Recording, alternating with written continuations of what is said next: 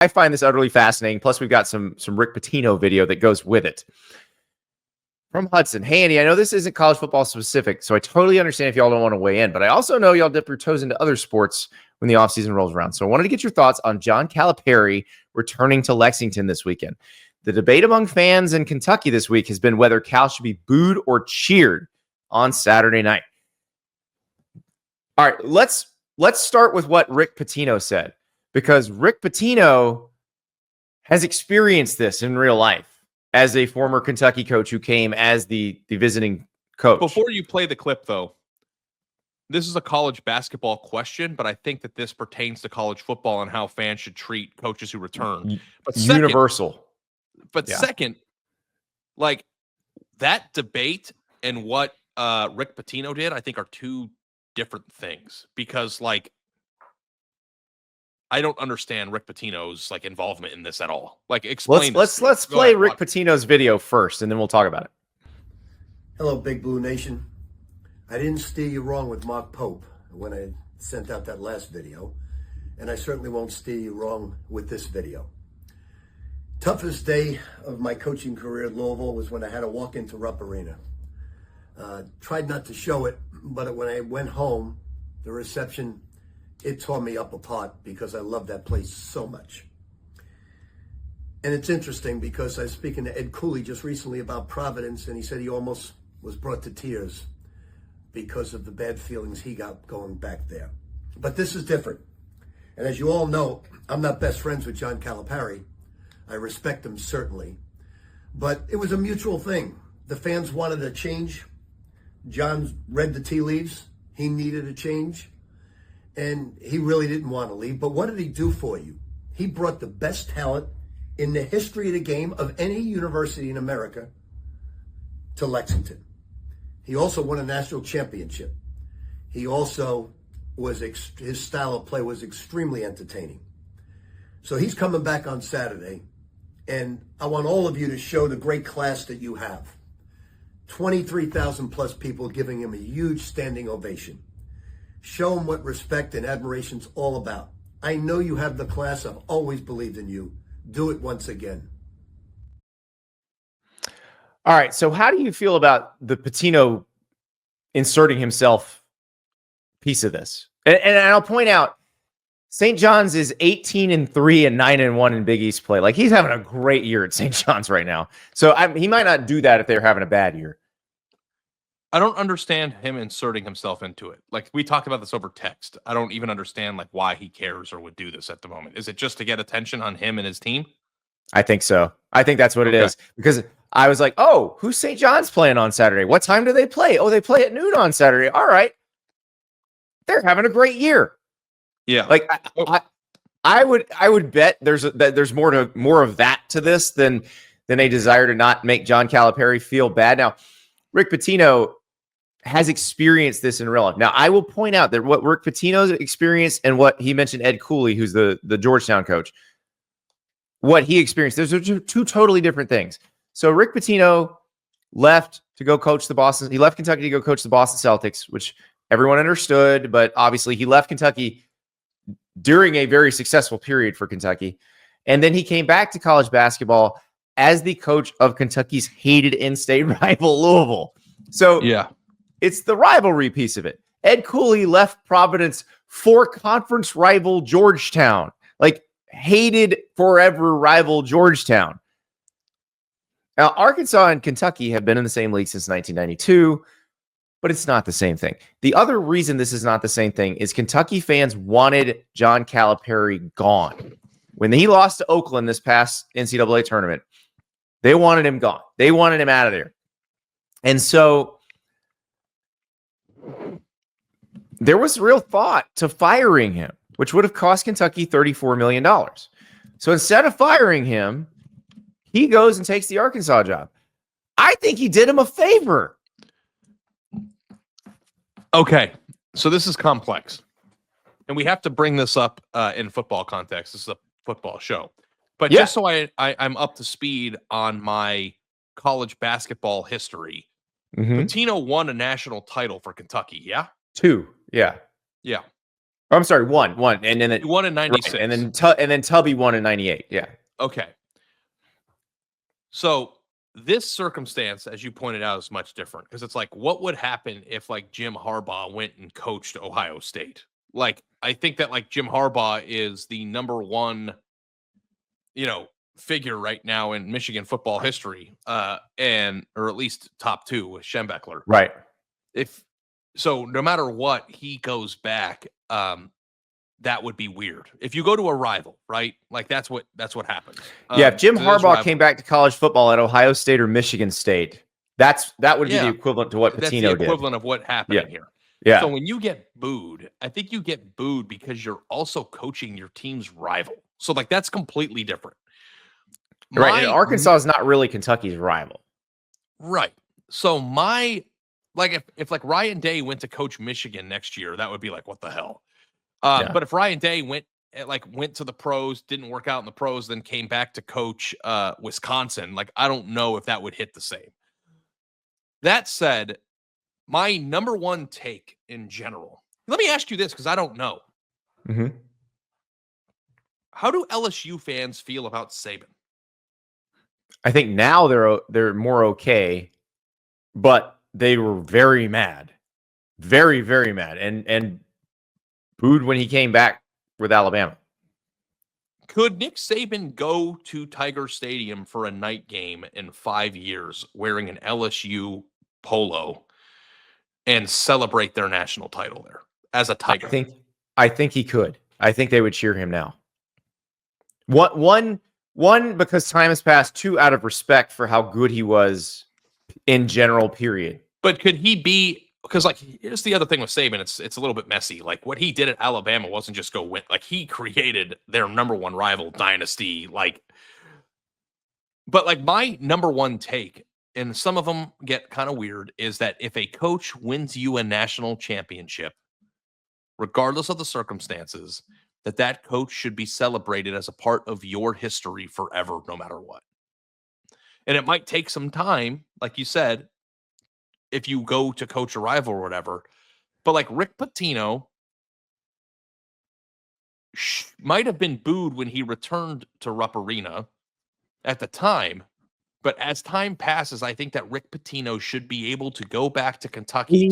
He has come back and been cheered now. So right. So that's what is interesting to me. It's like Cal might get booed this week, but I think as time passes and he's not coaching or he's somewhere else, you will forever be remembered as a champion. Because I think that's what that does for you. And like that's the whole thing with the Ryan Day discussion we just had. It's like he might lose to Michigan the next 5 years in a row. I still think that in 20 years, when he returns to Ohio Stadium, he can stand at midfield wearing a Buckeye pullover and get a cheer. For the Super Bowl, download the app. Use the code Staples to sign up. Play $5, get $50 instantly. There's an almost free Patrick Mahomes square. 0.5 passing yards. If he throws for more than that against the Eagles, then you are winning that square. And with PrizePicks, you pick at least 2 squares. The more squares you pick, the higher the potential payout. One interesting square that I saw today, Saquon Barkley, 26.5 rush yards in his first 5 attempts. Now, he broke that in his first 1 attempt in the NFC Championship game. Producer River, I see in our little green room window, is just saying smash more than on that. Travis Kelce, less than or more than 6 receptions, I find interesting too, because basically Travis Kelce is going to catch 2 passes or he's going to catch 11 passes. It's going to be one or the other because it just depends on what the defense tries to take away. Like, are they going to try to take away Travis Kelce? Or try to take away Xavier Worthy? Like, how are they going to do it? So I don't know what the Eagles are going to try to do. We'll see. But the Patrick Mahomes one, you should feel pretty confident about. The Saquon Barkley rushing total at 112.5 yards, more than or less than. That's a big number for an NFL game, but not for Saquon. Download PrizePicks. Use the code Staples when you sign up. Get $50 instantly when you play 5. I think that you earned that if you win at least one championship. I think in this case, though, I'm trying to figure out the football equivalent to this. Well, actually, it's at Kentucky. If Mark Stoops has another bad year this year, Kentucky fans are going to be really mad at him. But if Mark Stoops has another bad year this year and then leaves to take the Iowa job because Kirk Ferentz retired after this season, I think Kentucky fans, if they thought about it, would be very pleased that that happened because it saved them from paying a buyout that we, as we discussed on the show the other day, they're not going to pay. So John Calipari, they were done with him. Like, they were done. And Kentucky's administration, Mitch Barnhart, the athletic director, had decided to bring him back. Like, this was going to be a terrible year in Lexington because the fan base was going to be sick of the coach. The coach was going to be sick of the fans. Like, it was going to be awful if he came back. Now, they like Mark Pope a lot, the new coach, who is a former player who won a national title with them as a player. They love him. They're happy with him at the moment. The record could be better, but the SEC is tough right now. They would be unhappy with Calipari. Calipari's at Arkansas now. He's not doing well. The same schematic deficiencies that caused the Kentucky fans to say maybe the game has passed this guy by, happening in Arkansas. So if I'm a Kentucky fan, like, and I'm not going to tell you what to do. If you want to boo somebody, you paid for your ticket. You boo lustily. But this particular guy did you a big favor by taking this other job. He saved you $34 million that you would have had to pay out between now and 2029. Like, that is a big time savings. John Calipari is a Kentucky national champion. Correct. Period. Yeah. So I would say cheer, say thank you for John Wall, for Boogie Cousins, for Anthony Davis, for Marcus Teague, for Karl Anthony Towns. Thanks for that. Thanks for letting us see all that. Thanks for the national title. And oh, by the way, thanks for getting the hell out of here for free instead of making us pay you $34 million. Thanks for that. So, but like, whether they boo, like, because like, here's the thing. Booing because they're in your stadium for a game is competition. Yeah. Like, yeah. Getting booed when you go back to Kentucky on a random summer night for a event or something would be different. And I don't think they would do that. I think they would cheer him at that point. I think that you are cheered as a main fixture in Kentucky basketball history, but I don't think being booed in the preamble to a competition is the same thing. So do what you want. I just feel like if I were a fan of a team and a coach brought me a national championship, no matter what they did outside of a felony or hurting somebody or whatever, right, that I would remember them as time passed as what they are, which is a national champion. Is that a fair? Yeah, I think it's perfectly fair. And I think in this case, it's even better. He brought you a national title, and instead of and not just a national title, Andy, maybe the greatest run of basketball talent in the history of the sport. Correct. Yeah. Now that just makes them mad because they think about the times they didn't win a national title with all that talent. Too, like in college basketball, winning the championship is so much more complicated than it is in football, isn't it? Yeah. Like it's really hard to win in both sports. I don't know. I covered that national title run for the Anthony Davis team and Michael Kidd-Gilchrist and that bunch. It was actually very similar to the college football national titles of that era, which is just have overwhelmingly more talent than everybody else, and it'll all work out. Yeah, but I just feel like in basketball, like I covered basketball for a few years, believe it or not, and I can't remember. It's been 12 years, but when Ohio State lost, and I believe it was to Kentucky in the Sweet 16 in 2011. God, it's been almost 15 years. This is the team before the national title team for Kentucky. Yeah, but that Ohio State team was 34-3. And had Jared Sullinger, Dallas Lauderdale, David Lighty, Will Buford, and John Diebler, Deshaun Thomas, and Aaron Kraft on its team. Like, it was like the best team in college basketball that year. And like, they shot really poorly in that game. I remember people were shocked when they lost because Kentucky was a 4 seed and they weren't, they had They had Josh Harrelson on that team who was really, really good. Jorts. And Brandon Knight. I remember this like it was yesterday. Kyle Rowland spilled coffee on my keyboard before the game started. But like also too, William Buford in that game went 2 for 16, and he was Ohio State's best player. And it's like Ohio State, the team with no weakness, had a great big man, had great 3-point shooters, had a great point guard. Like there was the best college basketball team maybe that Ohio State's ever had. And they just lost to a talented team in the Sweet 16 because their best Grego player and Mike shot Conley Jr. team. Yeah, that was pretty good. To differ. Yeah. But I'm saying like from top to bottom, like it definitely could probably stand toe to toe. And like I feel like that team playing in the moment versus Ohio State's Conley, the team that you covered in the championship game, right? You covered that game, didn't you? The Florida Ohio State basketball one? Yep, I did. Like the point I'm making is that Ohio State was probably better than Kentucky that year. They had a poor shooting performance in a game where the other team had talented players and they just lost in the Sweet 16, which was really, really sad for them. It's just harder to like go all the way by shooting well. Right. Like, I don't know. Like in football, it's physical. If you've got great lines and great running also, back, like that translates. If one or two great players have a transcendent game, you can beat a more talented team.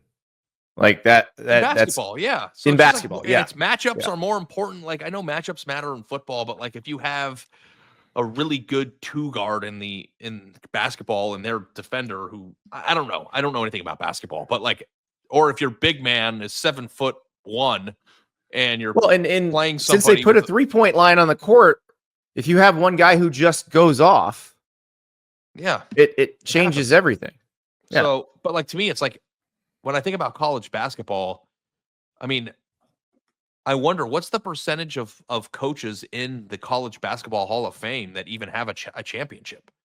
It's not like football, right? Like, I mean, shit. How many did Coach K? There's a lot more teams, a lot more coaches. How many more teams? Coach K won? Coaches, a lot more. Coach K won 5, I believe. Yeah, like I think that like winning 5 college basketball titles is almost more impressive than like what Saban did from a competition standpoint. Is that sacrilegious to say? No, I think Coach K and Nick Saban would be very happy to be mentioned in the same breath. I think both of them would be thrilled to be mentioned with one another. So I think you're right about that. And the 3-point example, I mean, the Kentucky-Oakland game, the Jack Golke guy just torching Kentucky. Of course, Kentucky had more talent than Oakland, but with some of the like, didn't somebody on St. Peter's a few years ago? Who did they beat? Kentucky. Which is why the fans wanted Calipari gone. Yeah. I'm going to look at the box score of that game right now. They won 85-79. And I'm just going to go St. Peter's didn't have anybody just go crazy from 3. They just flat out beat them. Like they just beat them. I mean, St. Peter's also shot 55% from 3 in the game, and Kentucky shot 24%. So like 55%. And sometimes shooting. I mean, shooting really well. Also, they had they shot 50% from the floor in the game. So, like, you can say that they didn't play good enough defense to alter shot. Like, I know that it's more complicated than just shooting percentage, but if you play a team that's shooting the ball lights out, it's hard to win. Yep. Sometimes your shots fall. Exactly. It is much more variable in football. So, but the fact is that it's stacked up, and Calipari hadn't gotten them out of the second weekend of the tournament since 2019. And it was 4 tournaments. Like, that's the equivalent of not getting Alabama into a game better than the Citrus Bowl. For I'm looking years. at the Kentucky starting lineup in that game. Ty Washington, Keon Brooks, Oscar, I don't know how to say that name, Tshiebwe or something. Oscar Tshiebwe. Severe Wheeler, and Kellen Grady. Are any of them in the NBA? There's one of those in the NBA right now. So like, also too, they lost to St. Peter's, but that also like wasn't what made Kentucky great. And that was when Calipari was kind of having to change his philosophy a little bit, because the one and done thing was becoming less effective, because teams like Tshiebwe was a good example of an older guy, like, because they got him from West Virginia, and he wound up playing a couple of years at Kentucky and was, college player of the year candidate going into his last year. Like, that was Calipari trying to change things. There's no Karl Anthony Towns or no. There's no Anthony John Davis Wall walking. Anthony Davis walking through the door. So like, I think too, like, I wonder too, like Coach Cal's success at Kentucky translates more to like what Nick Saban was doing in the sense of we just got all the best players and like anybody could coach these guys to this. Well, and maybe that is another problem. That was another big criticism of Cal, is it did seem like his philosophy was anybody could do, like the schematically anybody could probably do that. And he was not great at figuring out who his best five were or who the best combo of players were, substitution patterns, that sort of stuff. So, which blows my mind, by the way. Yeah. But those were their biggest complaints at the end. And those complaints still coming home to roost at Arkansas right now.